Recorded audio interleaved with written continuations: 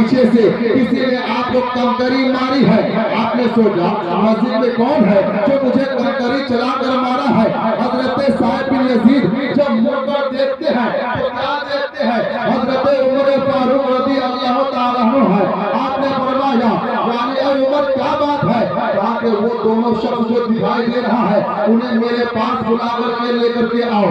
عزیزان گرامی، حضرت سعد بن یزید رضی اللہ تعالیٰ عنہ ان دونوں شخص کو بلا کر کے لاتے ہیں، اور لانے کے بعد قریب لے کر کے آئے نا، حضرت عمر فاروق نے فرمایا آپ کون ہیں؟ کہا کہ حضور میں طائف سے آیا ہوں اور یہاں پر روزے رسول کی دیدار کے لیے آیا ہوں، نبی پاک کے یعنی روزے کا دیدار کرنے کے لیے آیا ہوں۔ حضرت عمر فاروق کہنے لگتے ہیں کہ اے شخص تم مہمان ہو، اسی لیے میں تمہیں چھوڑ رہا ہوں، ورنہ تمہیں اتنی پٹائی کرتی آج تم یہاں پر جو ہے آنا بھول جاتے۔ کہنے لگا حضور کیا بات ہے؟ تو وہ حضرت عمر فاروق کہنے لگے اے شخص تمہیں پتا نہیں کہ یہاں پر روزے رسول میں میرے آقا اپنے قبر اطہر میں آرام فرما رہے ہیں اور زندہ ہے، تم یہاں پر بلند آواز سے باتیں کر رہے ہو، تمہیں پتا نہیں کہ یہاں پر بلند آواز سے باتیں کرنا حرام ہے، حرام ہے۔ ملت اسلامیہ کیا سمجھے آپ؟ یعنی حضرت عمر فاروق یہ بتانا چاہتے ہیں کہ یقیناً میرے آقا اپنے قبر انور میں اپنے روضے اطہر میں آپ زندہ ہے اور آپ جو ہے ہماری آپ کی آواز کو بہت پکارتے ہیں، میرے آقا ہماری آواز کو سنتے ہیں۔ اسی لیے تو سیدی سرکار شاہ امام محمد رضا خان فاضل بریلوی علیہ رحمت رضوان شاہ فرماتے ہیں خدا کا یہی ہے در نہیں اور کوئی مفر مقر، خدا کا یہی ہے در نہیں اور کوئی مفر مقر، جو یہاں سے ہو وہیں آتے ہو، جو یہاں نہیں تو وہاں نہیں۔ عزیزان ملت اسلامیہ تو بہرحال میں آپ سے زیادہ وقت نہیں لینا چاہتا ہوں، ایک اور حدیث سن لیجئے میرے عزیزوں۔ حضرت سعید بن مسلم رضی اللہ تعالیٰ عنہ ہے، یہ بھی حدیث پاک ہے، مشکاہ شریف کی حدیث ہے۔ حضرت سعید بن مسلم رضی اللہ تعالیٰ عنہ جو ہے آپ بیان فرماتے ہیں کہ جب کربلا کا معرکہ ہوا نا تو جانے یزیدی یعنی 22,000 کی لشکر کو لے کر کے وہ مدینہ شریف پہنچ گیا، اور وہاں پر یزیدی لشکروں نے مدینہ شریف میں اس قدر گند مچائی کہ وہاں پر 10,000 مسلمانوں کو اس نے قتل کر دیا، شہید کر دیا، اور پھر یہاں تک کہ 1,000 ایسے تھے جو صحابی رسول تھے جنہوں نے اپنے ماتھے کے نگاہوں سے میرے آقا کے چہرے انور کا دیدار کیا تھا۔ اب اگر کوئی کہتا ہے کہ یعنی کربلا کا معرکہ صرف ایک جنگ تھا، ایک یعنی حکومت کے لیے جنگ ہوئی تھی، لیکن میں کہنا چاہتا ہوں اگر صرف جنگ تھی تو میرے عزیزوں کربلا کے معرکہ ہونے کے بعد پھر 22,000 کے لشکر لے کر کے کیا مدینہ شریف میں کیوں گند پھیلایا؟ مسجد نبی شریف میں اذانیں بند کر دیا، 3 دن تک مسجد میں اذان نہیں ہوگی، وہاں پر گھوڑے باندھے یہاں تک کہ جو ہے لوگوں کو نماز پڑھنے سے روک دیا گیا۔ حضرت سعید بن مسیب فرماتے ہیں کہ میں گھر کے ہمارے مسجد نبی کے کونے پر بیٹھا تھا، چھپ کے تھا، اب آزان نہیں ہونے دے رہا ہے، اب میں نماز پڑھوں تو کیسے پڑھوں؟ حضرت سعید بن مسیب فرماتے ہیں کہ میں اسے گھڑی نہیں تھی۔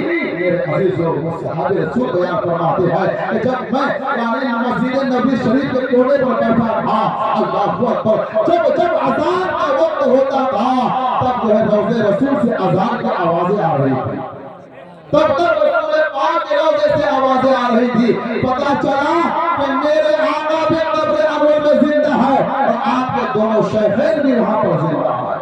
میرے عزیزوں جب میرے آقا غلام پر موت نہیں یعنی وہ موت نہیں آتی ہے جسے عام لوگوں کو ہوتی ہے، میرے عزیزوں تو پھر پتا چلا کہ جب نبی پاک غلام کا یہ عالم ہے تو نبی پاک کا بھی عالم کیا ہوگا۔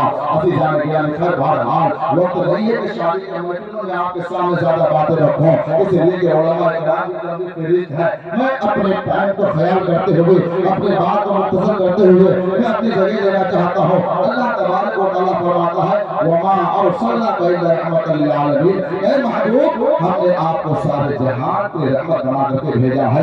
جب تک میرے آقا جو ہے اس دھرتی پر نہیں آئے تھے اس سے پہلے کا حال ذرا آپ دیکھیں گے تو آپ کو پتا چلے گا کہ پہلے جو ہے لوگ کیا کرتے تھے اپنی بیٹیوں کو زندہ زمین پر درگور کر دیا کرتے تھے, دفن کر دیا کرتے تھے. اور اگر کسی کا شوہر اگر دنیا سے چلا جاتا تو لوگ وہاں عرب کا دستور تھا اس کے شوہر کے ساتھ اس کی بیوی کو بھی اس چتا پر رکھ کر جلا دیا کرتا تھا. لوگ اس عورتوں کو منحوس سمجھا کرتے تھے. لیکن میرے آقا جیسے دھرتی پر جلوہ افروز ہوئے گا تب جا کر کے میرے آقا نے سب سے پہلے فرما دیا لوگوں بیٹیاں تمہارے لیے رحمت ہے, رحمت. اس لیے کہ جب اللہ کسی کو خوش کرنا چاہتا ہے تو اسے بیٹا دیتا ہے, لیکن جب اللہ کسی انسان سے خوش ہوتا ہے تو اس کے گھر میں بیٹی پیدا کرتا ہے. میرے عزیز و بیٹیاں رحمت ہے, رحمت ہے. اسے رحمت سمجھے, رحمت نہ سمجھے. اور ایک میسج میں آپ کو سامنے دینا چاہتا ہوں, اگر ہم کسی کا رشتہ کرنے کے لیے جاتے ہیں تو اس کے مال پر نگاہ نہ کریں. ان کے گھر میں صرف اس کی بیٹی کو دینداری دے کر کے رشتہ کر لیا کریں. اس لیے کہ جو بھی جہیز کا جو ہے ڈیمانڈ کرتا ہے نا تو وہ ایک فقیر ہے, اور قیامت کے دن اس انسان کو ایسے اٹھایا جائے گا جس کے چہرے پر گوشت نہیں ہوگا, گوشت نہیں ہوگا, چہرے پر صرف ہڈیاں ہوگی, ہڈیاں ہوگی. میرے عزیزوں تو پتہ چلا تو کسی گھر میں رشتہ کرنے کے لیے جائے تو وہاں پر جانے کے بعد اس بیٹی کو صرف بیٹی سمجھ کر اپنے گھر میں لے کر کے آئے. اس لیے کہ جب آپ اسے بیٹی سمجھ کر اپنے گھر میں لے کے آئیں گے وہ بیٹی جب آپ کے گھر میں آ کر مسکرائے گی اس کے مسکرانے سے نبی خوش ہوں گے. اور جب میرے آقا خوش ہو جائیں گے تو رب تبارک و تعالیٰ بھی خوش ہو جائے گا. اور جب رب خوش ہو جائے گا تو یقیناً آپ کے گھر میں رحمتوں کا نزول ہونے لگ جائے گا, رحمتوں کا نزول ہونے لگ جائے گا. اور صرف ایک بات میں آپ سے کہنا چاہتا ہوں, اس لیے کہ جب ایک باپ کے گھر سے ایک بیٹی کو لے کر کے آپ آتے ہیں اتنا سمجھ لے ایک باپ اپنی بیٹی کو جنہوں نے جو ہے یعنی باپ کے قصے یہ بچپن سے لے کر کے 18 سال 20 سال 25 سال تک اپنے سینے سے لگا کر جس بیٹی کو پرورش کرتا ہے وہ باپ اپنی چہیتی بیٹی کو, ایک بھائی اپنے چہیتے بھائی بہن کو جو ہے ایک انجان آدمی کے ساتھ دے دیتا ہے. اس سے کوئی آپ کیا دولت لے سکتے ہیں کہ آج ہم آپ جا کر جہیز کی ڈیمانڈ کرتے ہیں اتنا دیا جائے گا تو ہم رشتہ کریں گے, نہیں تو نہیں کریں گے. میرے عزیزو اس لیے کہ اتنا بڑا معاملہ اسی عمر میں نے دیکھا ہے کہ لوگ اسی مانگ کی وجہ سے ڈیمانڈ کی وجہ سے غریب بیٹی کے رشتہ کرنے میں تیار نہیں ہوتا. صرف اتنا سمجھ لے ایک باپ اپنے بیٹی کو جو ہمارے حوالے کر رہا ہے اپنی دولت کو اپنی نعمت کو ہمیں دے رہا ہے کہ ہمیں اس کی نعمت کی کیا ضرورت ہے, اس کی دولت کی کیا ضرورت ہے. پھر بہرحال میرے آقا نے فرمایا کہ لوگوں تمہارے بیٹیاں جو رحمت ہے اس لیے انہیں جو ہے اپنے لیے غریب سمجھو, اسے آگے پر محروس نہ سمجھو. اللہ تبارک و تعالیٰ فرماتا ہے وما ارسلناک الا رحمۃ للعالمین. اے محبوب ہم نے آپ کو سارے جہان کی رحمت بنا کے بھیجا ہے. وآخر دعوانا ان الحمد للہ رب العالمین. السلام علیکم ورحمۃ اللہ وبرکاتہ.